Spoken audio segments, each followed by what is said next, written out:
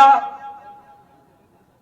और मैं जो कह रहा हूं उसको करूंगा, यानी जो कहा था वो किया है, जो कहेंगे सो करेंगे, ये ताकत है तो भारतीय जनता पार्टी।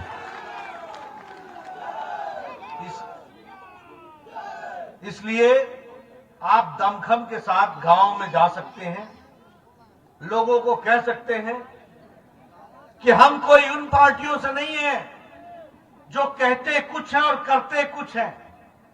हम उस पार्टी से आए हैं जिसका नेता नरेंद्र मोदी है और उत्तर प्रदेश में योगी है,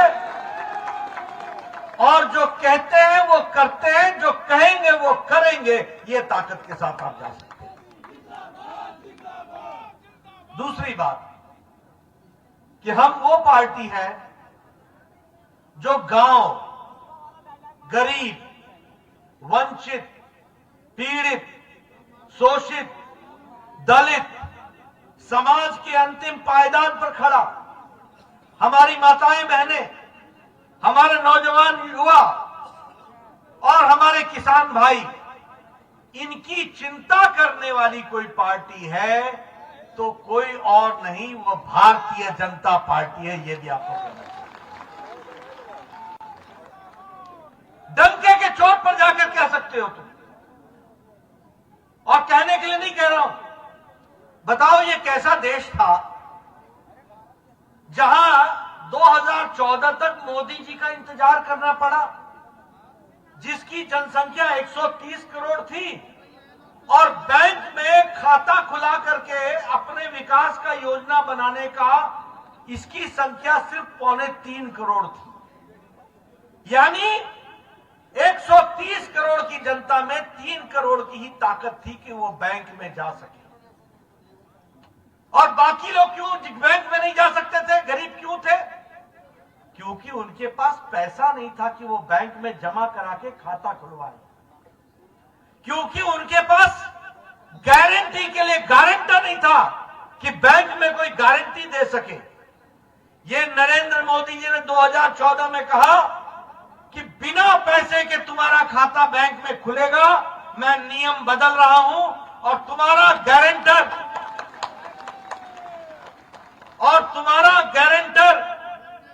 नरेंद्र मोदी होगा, नरेंद्र मोदी जी होंगे, भारत सरकार होगी, ये उन्होंने कहा। इसका फर्क क्या पड़ा? इसका फर्क क्या पड़ा कि आज 40 करोड़ लोगों के बैंक में खाते हो गए, 40 करोड़। अब प्रधानमंत्री आवास योजना का पैसा बीच में बिचौलिया नहीं खाता, सीधे पैसा मोदी जी का दिल्ली से चल के उसके खाते में चला जाता है। ये हमको समझना चाहिए। कोई दलाल नहीं, कोई बिचौलिया नहीं।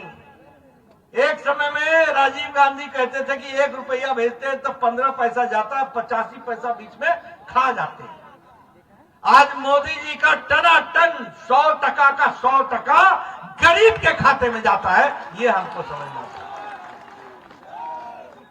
और इसीलिए प्रधानमंत्री, अगर आवास योजना शुरू की गई और प्रधानमंत्री आवास योजना में सारे देश में 2 करोड़ 36 लाख मकान बने।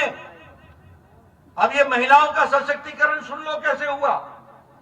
2 करोड़ 36 लाख मकान बने और मछली शहर में 88,000 मकान बने 3 साल के अंदर। 88,000। जहां से मेहीलाल जी को आप चुनाव जिताने वाले हो, वहां से 88,000 मकान बने। और कैसे मकान बने?